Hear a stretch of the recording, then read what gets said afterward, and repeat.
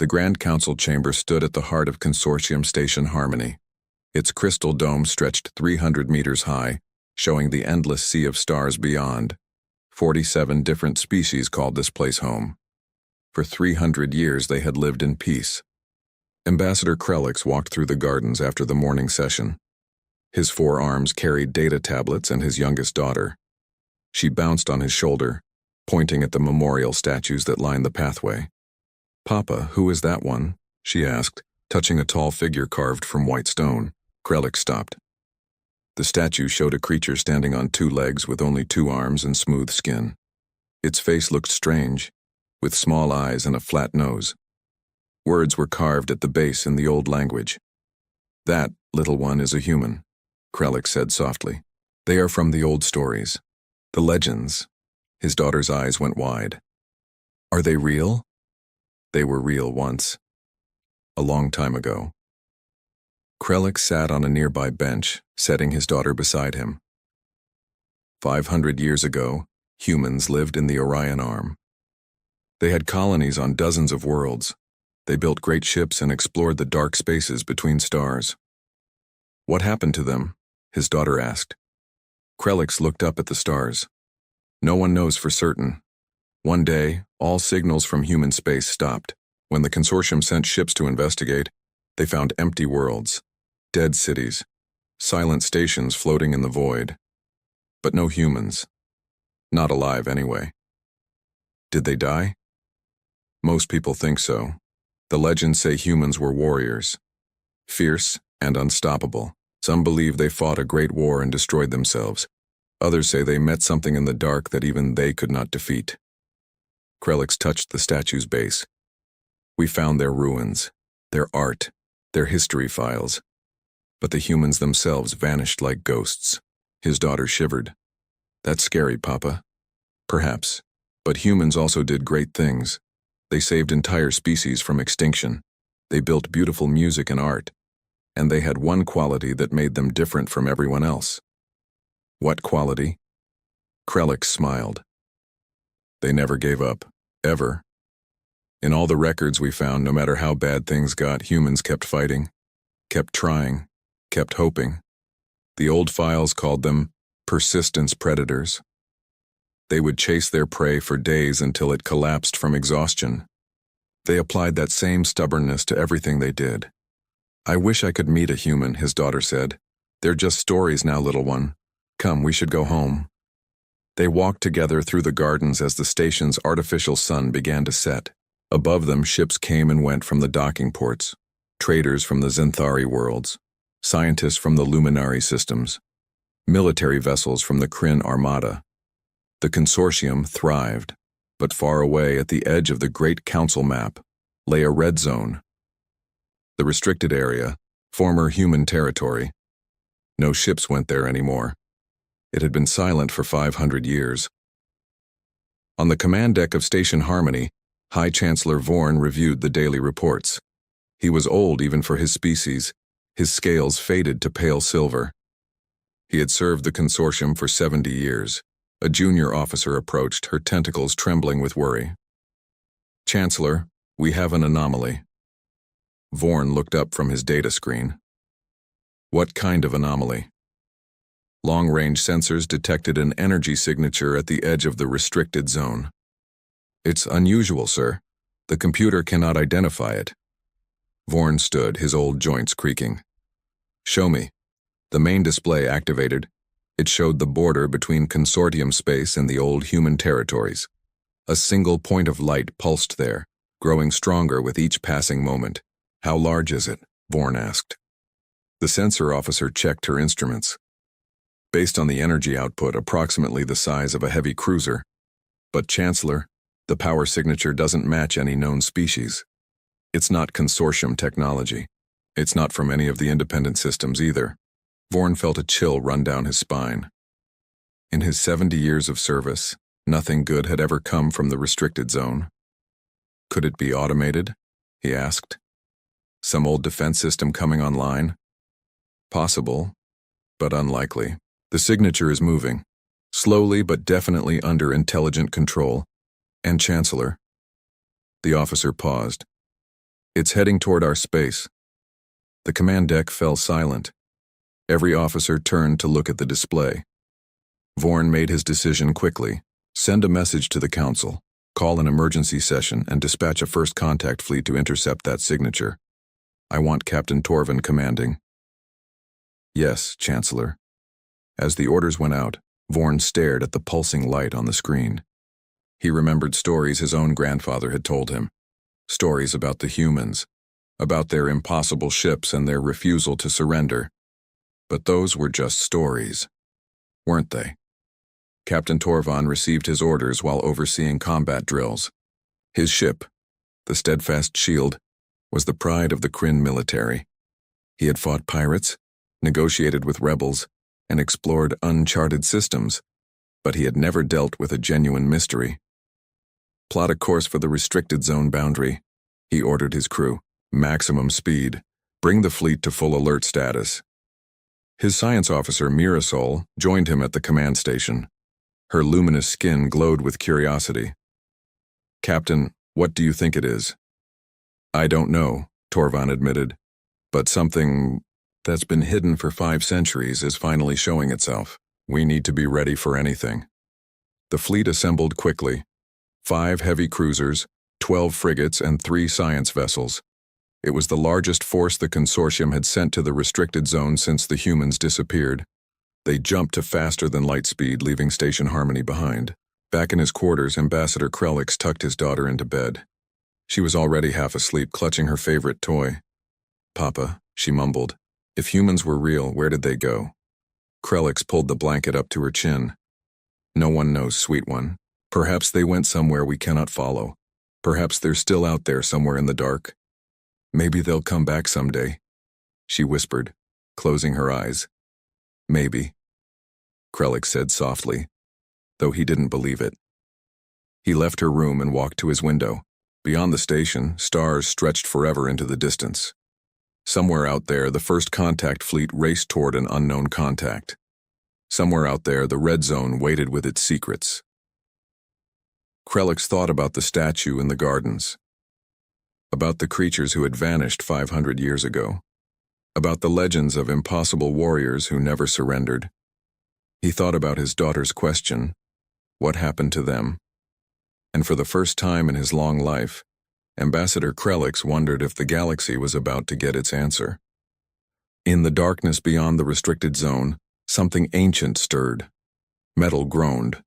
Engines that had burned for centuries flickered with renewed purpose. And on a bridge lit by emergency lights, a woman with tired eyes looked at the stars ahead. She had been waiting for this moment for so long. It was time to come home. Captain Torvin stood on the bridge of the Steadfast Shield as his fleet dropped out of faster-than-light travel. The view screen showed empty space ahead, stars scattered across the darkness like thrown diamonds, and there at the edge of sensor range a single contact glowed. Distance to target? Torvin asked. 2 million kilometers and closing, his navigator replied. Contact is maintaining steady speed. No aggressive maneuvers detected. Science Officer Mirasol worked quickly at her station, her glowing fingers dancing across the controls. Captain, I'm getting readings now. That ship? It's not possible. Torvin turned to her. Explain. The energy signature is all wrong. It's using a fusion antimatter hybrid system. We theorized about such engines decades ago, but the mathematics said they couldn't work. Too unstable. But this ship has one and it's running perfectly. Could it be a new species? Torvin asked. Someone we haven't encountered before? Maybe. But Captain, look at the hull composition. Mirasol put the scan results on the main screen. That's durasteel, titanium alloys, carbon composites.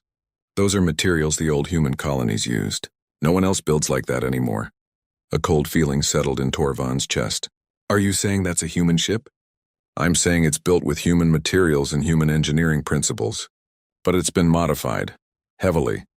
I'm detecting technology from at least 6 different species integrated into that hull. The communication officer suddenly straightened. Captain, we're receiving a transmission.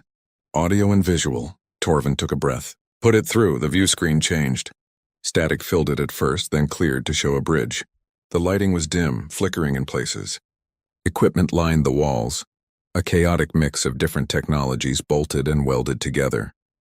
And in the center, standing before the camera, was a creature Torvin had only seen in history files.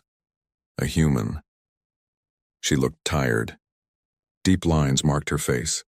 Her hair, pulled back in a tight knot, showed streaks of gray and white. Scars crossed her visible skin. She wore a uniform that might have been blue once, but years had faded it to almost gray. Her eyes, though, were sharp and alive. "This is Commander Yelena Vasquez of the United Earth Expeditionary Fleet," she said. Her voice was rough, like someone who had shouted orders for too long. "Ship designation UESS Persistence. We've been waiting a long time to come home." No one on Torovan's bridge moved. No one spoke. They all stared at the screen, at the living legend standing before them. Torvin found his voice first. "This is Captain Torvan of the consortium vessel Steadfast Shield. Commander Vasquez, we thought your people were extinct." A sad smile crossed Vasquez's face. "Almost extinct, Captain, almost, but we're hard to kill." "How long have you been out here?" 517 years, Vasquez said. "Give or take a few months. We stopped counting precisely around year 300. Mirasol gasped. "That's impossible. No one lives that long, not even with the best medical technology. We have cryo-sleep pods," Vasquez explained. "Salvaged, rebuilt, and jury-rigged more times than I can count. We rotate the crew, sleep for decades, wake for a few years, sleep again. It's not a life, but it's survival." Torvan leaned forward. "Commander, what happened? Why did your people disappear?" Vasquez's expression hardened. "That's a long story, Captain, and one I'd prefer to tell your leaders in person. But I will tell you this much, we didn't leave by choice. We were driven out, and the thing that drove us out is still out there." She paused. "In fact, it's heading your way." Alarm spread through Torvan's crew. His tactical officer immediately started scanning for threats. "What do you mean?" Torvan demanded. "What's heading our way?" "Permission to dock at your nearest station," Vasquez said. "I have evidence to show your council. Evidence that will change everything you think you know about the restricted zone." Torvan made a split-second decision. "Granted. But Commander, you'll understand if we keep weapons locked on you until we verify your intentions." "Understood, Captain. We've been the scary thing in the dark for a long time. Trust has to be earned." Vasquez glanced to the side, speaking to someone off-screen. "Helm, match their course.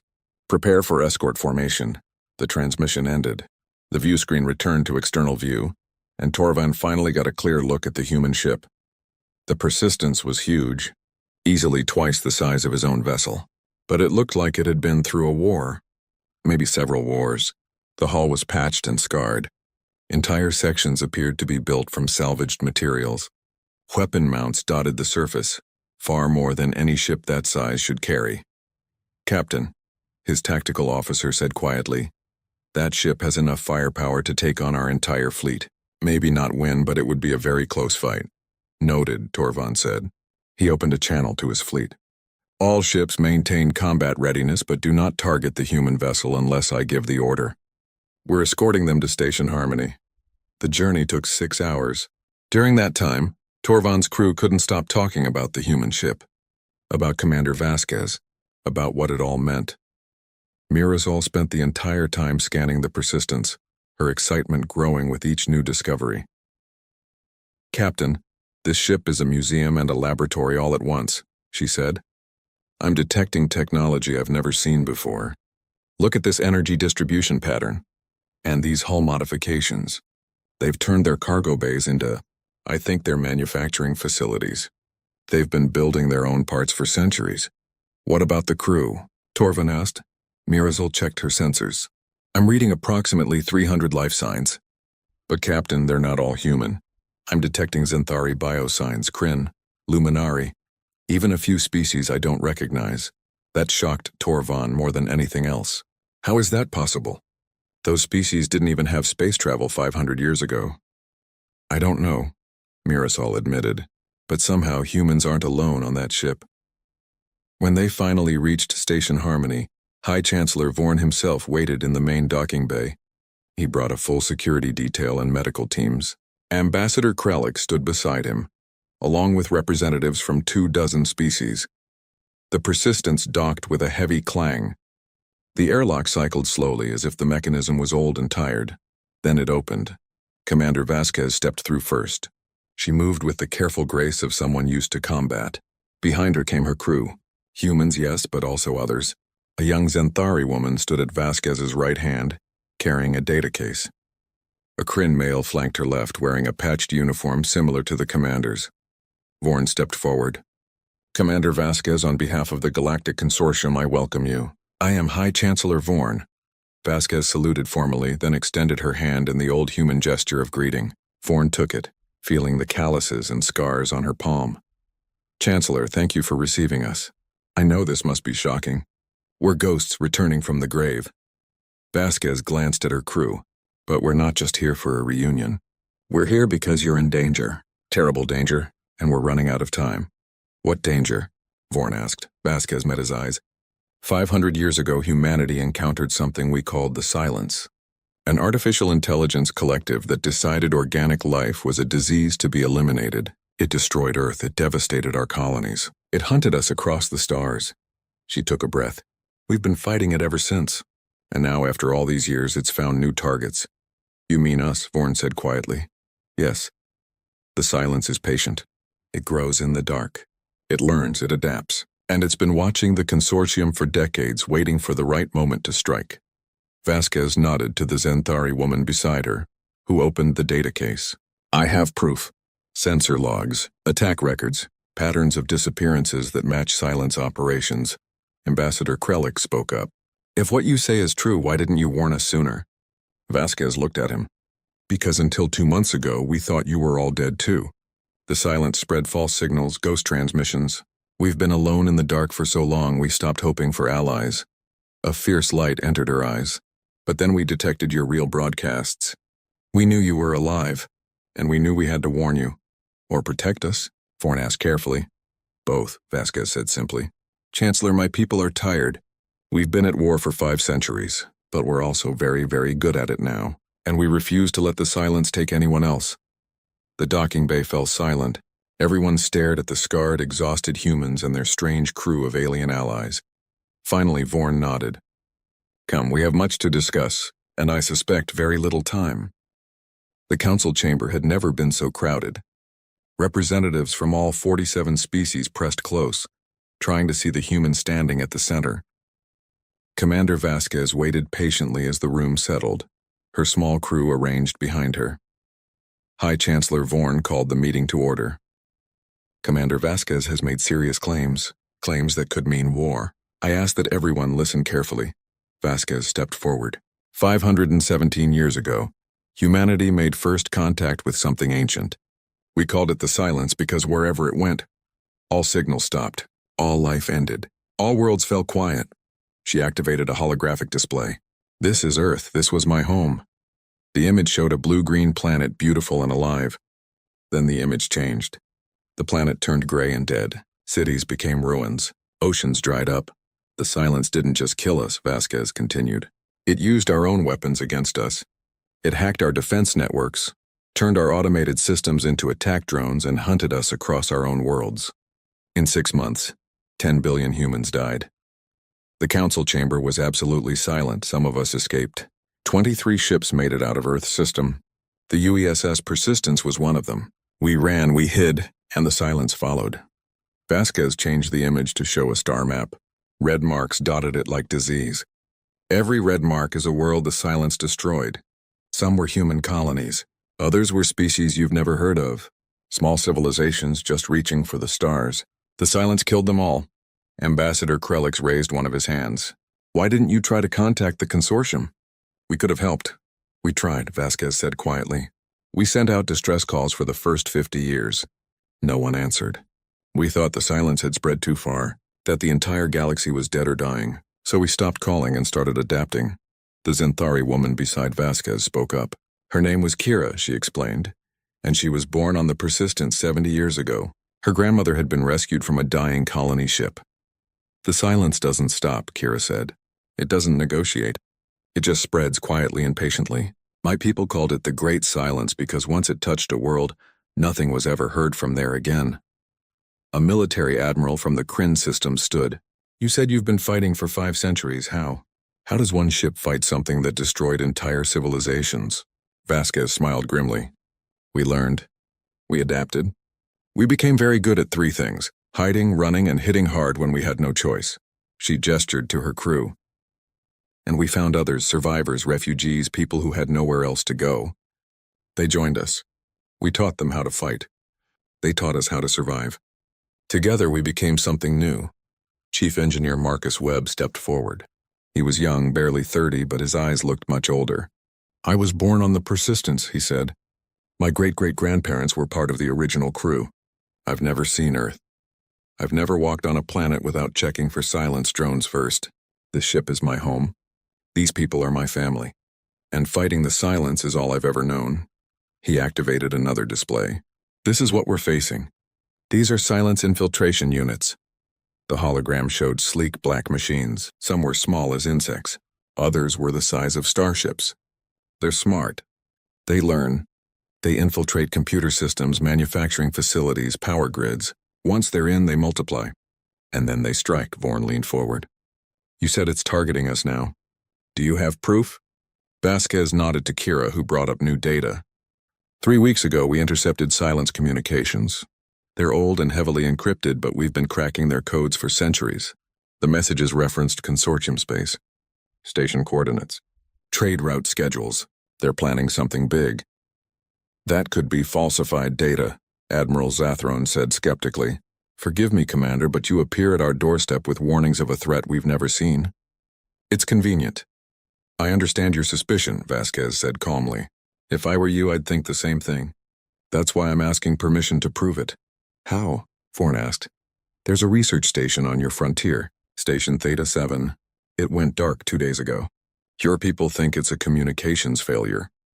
Vasquez met his eyes. It's not. The silence has it. If you send a fleet there now, you'll see exactly what we've been fighting. The council erupted in argument. Some wanted to trust Vasquez. Others demanded she be arrested. Admiral Zathron insisted it was a trap. Finally, Vorn held up his hand for silence. We will investigate Station Theta 7.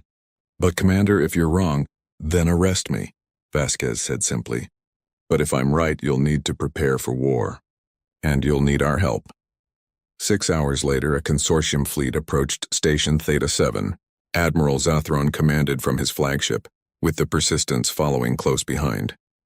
Vorn had forbidden Vasquez from leading the mission, but he couldn't stop her from observing.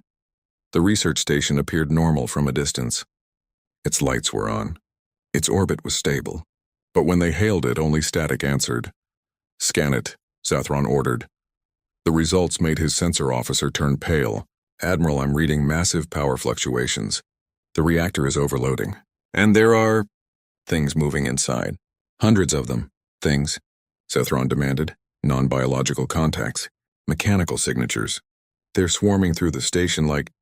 An explosion cut him off. Station Theta 7's outer hull ruptured. Black shapes poured out, moving with terrible purpose. Silence drones. They were smaller than consortium fighters, but moved faster. They didn't fly in formations. They swarmed like angry insects, heading straight for the fleet. All ships, defensive positions, Zathron shouted. Fire at will! The battle began. Consortium ships opened fire with energy weapons, missiles, and mass drivers. They hit the drones hard. Dozens exploded in bright flashes, but more kept coming. And worse, they adapted. Admiral, they're learning our firing patterns, the tactical officer reported. They're dodging our shots. On the Persistence, Commander Vasquez watched the battle unfold. She turned to her crew. This is it. They need us. The Chancellor forbade it, Kira reminded her. The Chancellor isn't here, and those people are dying. Vasquez sat in her command chair. All hands, battle stations? Marcus, I need everything the engines can give us. You've got it, Commander. The Persistence surged forward, breaking formation. It dove straight into the swarm of silence drones. What is that human doing? Zathron shouted. Then he saw. The Persistence opened fire with weapons he'd never seen before. Electromagnetic pulses, sonic disruptors, kinetic harpoons trailing cables. Every weapon was designed specifically to fight machines. Drones fell by the dozens. The Persistence moved through them like a shark through small fish, turning and twisting with impossible agility for such a large ship. They're drawing the swarm away from us, Zathron's tactical officer said. Vasquez's voice came over the comm. "Admiral, these things don't respond to conventional weapons well.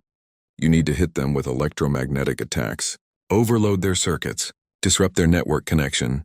"We don't have those weapons," Zathron replied. "Then get behind us and use your heavy guns. We'll herd them into kill zones." It was insane. It violated every military doctrine Zathron had ever learned. But it was working. "All ships follow the Persistence's lead," he ordered. For the next hour, they fought together. The Persistence danced through the battle, using tactics born from 5 centuries of desperate combat. They rammed smaller drones. They used their damaged hull sections as shields, letting the drones strike dead armor while crew inside fought from protected positions. They even launched boarding parties to capture drones for study. The consortium fleet watched in awe. These humans fought like nothing they'd ever seen. Finally, the last drone fell. The swarm was destroyed, but Station Theta 7 was lost. When they boarded it, they found the research staff dead. The station's computer core had been completely overtaken by silence programming.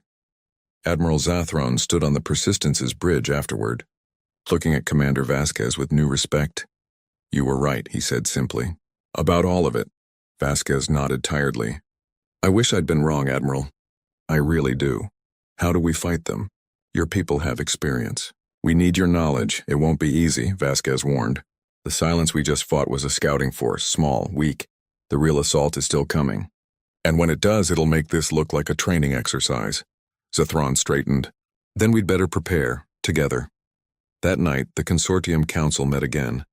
This time there was no argument. No debate. High Chancellor Vorn stood before them all. "Commander Vasquez's people have fought alone for 500 years. They survived when they should have died. They adapted when they should have broken. And today they saved our people." He looked around the chamber. "I propose we grant humanity full membership in the consortium. And more than that, I propose we give them what they need to finish this fight once and for all." The vote was unanimous. When Ambassador Krelix told Vasquez the news, she actually smiled. A real smile. "Welcome home, Commander," Krelix said. "Welcome home." The war room on Station Harmony hummed with activity. Holographic displays showed fleet positions, supply lines, and threat assessments. Commander Vasquez stood at the center, surrounded by military leaders from every consortium species. "The silence thinks in networks," she explained, manipulating the display to show complex connection patterns. "Individual drones are dangerous, but the real threat is how they communicate. They share information instantly, learn from each battle, adapt their tactics." She highlighted several points on the map. "We need to hit them hard and fast, breaking their connection nodes before they can spread." Admiral Zathron studied the projections. "Your ship carries weapons we've never seen. Electromagnetic disruptors, network jammers. If we could replicate those, we can do better than replicate," Chief Engineer Marcus Webb interrupted. He projected blueprints onto the main screen. "These are weapon designs we've developed over 5 centuries. We're willing to share everything, but we need your manufacturing capacity. The Persistence can build maybe 10 disruptor banks a month. Your shipyards could build hundreds." A luminary engineer leaned closer to examine the blueprints. Her skin pulsed with excited colors. "This is brilliant. Crude in places, but brilliant. You've solved problems our researchers said were impossible." Marcus smiled sadly. "Desperation makes you creative. When the alternative is extinction, you try things you'd normally think were crazy." Over the next weeks, the consortium transformed. Shipyards that once built cargo vessels now produced warships. Factories manufactured the new weapons. Military units trained in human combat tactics. Vasquez found herself teaching classes to consortium officers. They listened carefully as she described 500 years of hard-learned lessons. "The silence doesn't think like us," she told one group. "It doesn't fear death because it can't die, not really. Destroy 100 drones and it'll just build 200 more. You can't win by killing it. You have to cut it off from its resources, starve it, isolate it." A young Kryn officer raised her hand. "Commander, how did your people survive so long against something so powerful?" Vasquez paused, choosing her words carefully. "We survived because we're stubborn, because we refused to accept that we'd lost. Every time the silence pushed us back, we adapted. Every time we lost people, we remembered why we kept fighting." She met the officer's eyes. "The silence is smart and strong, but it has one weakness: it doesn't understand why we won't give up. And that's what will destroy it. But not everyone trusted the humans. Some consortium members feared their aggressive tactics. Others worried that humanity's long war had made them too dangerous, too willing to fight. Ambassador Krelix found himself defending Vasquez in council chambers. "She saved our research station," he argued. "Her people are sharing technology freely. What more proof do you need?" "Proof that they won't turn on us when the silence is gone," a skeptical representative replied. "They're warriors, Ambassador. What do warriors do when there's no more war?" Krelix thought of his daughter, who now asked him endless questions about humans, about their history, their culture, their survival. "Warriors protect," he said quietly. "That's what Commander Vasquez and her people have been doing for 5 centuries, protecting what little remained of life in this galaxy." Meanwhile, deep in the Persistence's medical bay, something both wonderful and terrible was happening. The ship's doctor, an elderly human named Dr. Sarah Chen, made a discovery while examining the crew. "Commander, you need to see this," she said urgently. Vasquez entered the medical bay to find Chen looking at genetic scans. "What is it, Sarah?" "The crew. The mixed species crew. I've been studying their genetics, trying to understand how different species adapt to life on the ship." Chen pulled up comparison charts. "Look at this. The 2nd and 3rd generation crew members show genetic markers that shouldn't exist. The Xanthari children have increased radiation resistance, like humans. The human children show better low-light vision, like the Kryn." Vasquez stared at the data. "How is that possible? Evolution usually takes thousands of years, but in a closed environment, under extreme pressure with limited genetic diversity?" Chen shook her head in wonder. "Nature finds a way. These children aren't purely Xanthari or purely human anymore. They're something new, born from 500 years of survival together."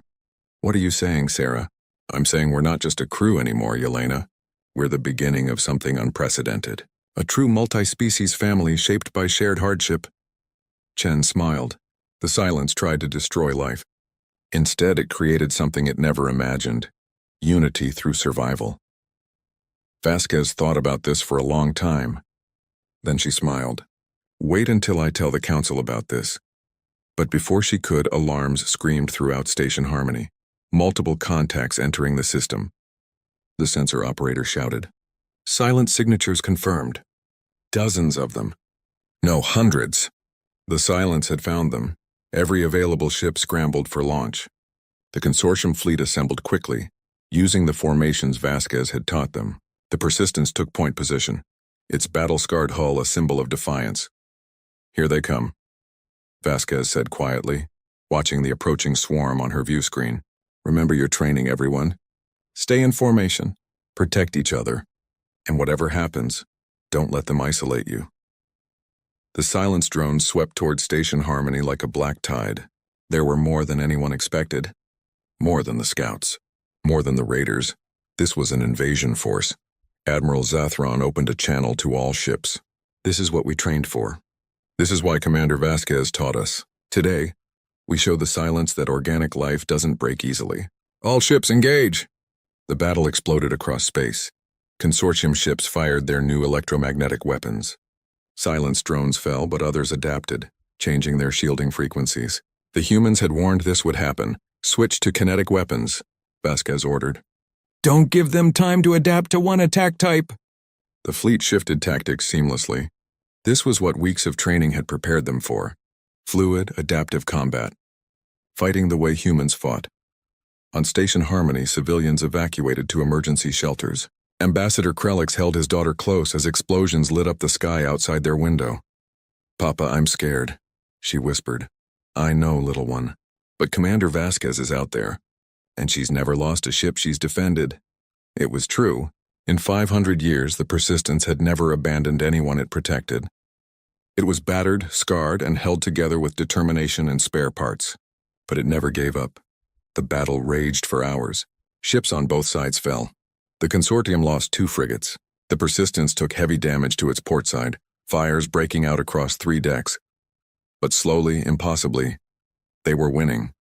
"The silence is retreating," a sensor officer called out. "They're breaking off!" Zathron couldn't believe it. "Confirm that." "Confirmed, Admiral. Remaining drones are withdrawing to jump distance." A cheer went up across the fleet. They had done it. They had fought the silence and won. But Vasquez didn't celebrate. She studied the tactical display with worried eyes. This was a probe, she said. They were testing us, learning our capabilities. Marcus stood beside her, covered in soot from fighting fires on the damaged decks. Then we passed their test? No, Vasquez said grimly. We showed them we're a threat, which means next time, they'll come with everything they have. Admiral Zathron's image appeared on the view screen. Commander Vasquez, on behalf of the consortium, thank you. Your tactics saved countless lives today. Admiral, we don't have time for thanks. We need to prepare, because that wasn't the real fight. Vasquez pulled up data from the battle. I analyzed their retreat pattern. They're regrouping, and I think I know where. She highlighted a region of space, deep in the dark nebula that bordered the restricted zone. The Silence Nexus, their central hub. We've been searching for it for 3 centuries. Vasquez looked at the council leaders gathering on the channel. If we wait for them to attack again, we'll lose. But if we strike first, if we hit them at their core while they're regrouping, we could end this war. Zathron finished. High Chancellor Vorn appeared on screen. He looked old and tired, but his voice was firm. How many ships would you need, Commander? Vasquez did some quick calculations. Everything we have.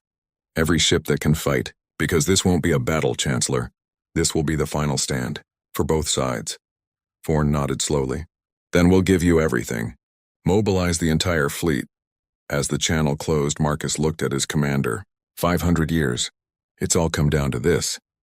Vasquez placed a hand on his shoulder. One way or another, Marcus, this ends soon. Either we destroy the Silence or it destroys us. No pressure, Marcus tried to joke. Vasquez almost smiled.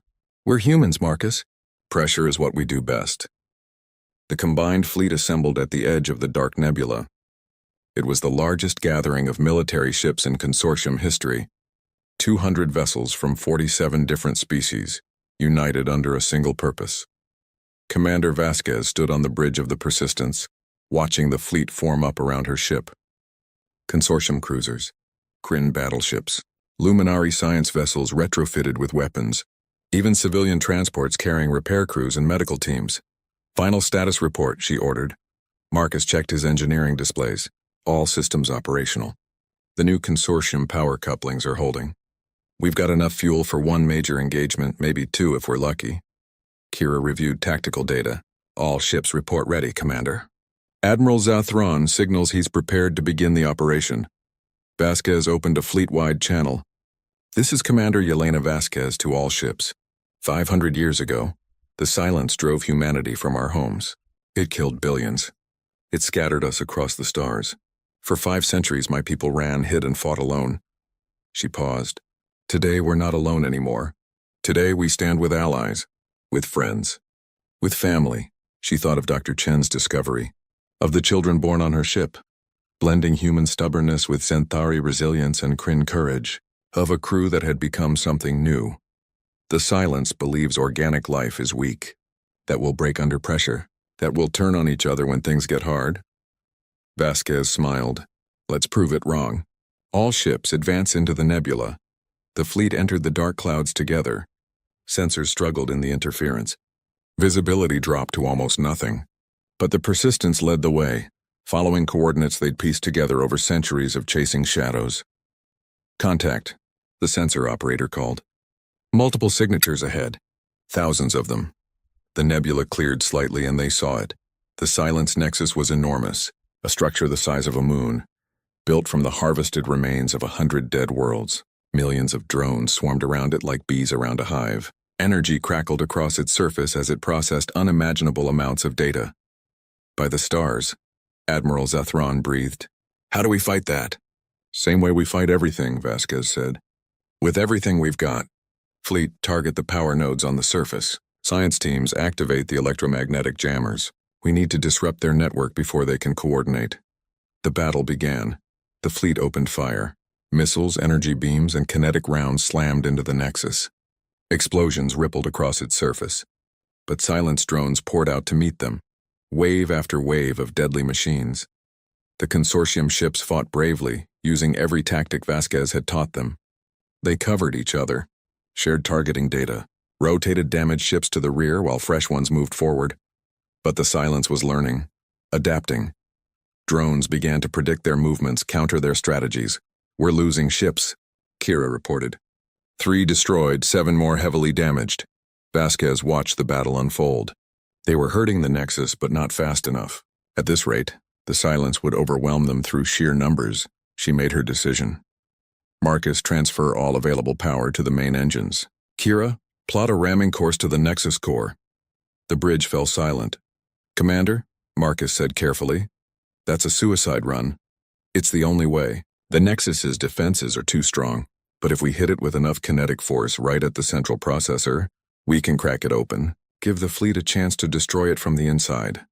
"We'll be destroyed," Kira said. "Yes, but everyone else will live." Vasquez looked at her crew. These people she'd fought beside for years. Decades for some. "I'm not ordering you to stay. Anyone who wants to evacuate, do it now. I won't think less of you." No one moved. Marcus grinned. 500 years together, Commander. "We're not splitting up now." "Stubborn humans," Kira said fondly. "You've infected us all with your refusal to quit." Vasquez felt tears sting her eyes, but she blinked them away. "Then let's make this count. Fleet, this is the Persistence. We're making a final run on the Nexus core. When we hit, target the breach. Pour everything you have into that opening." Admiral Zathron's voice came through, heavy with emotion. "Commander, there has to be another way." "There isn't, Admiral. But it's okay. This is what the Persistence was built for, to keep going when everyone else stops, to buy time when there is none left, to persist." Vasquez smiled. "Tell the Consortium our story, Admiral.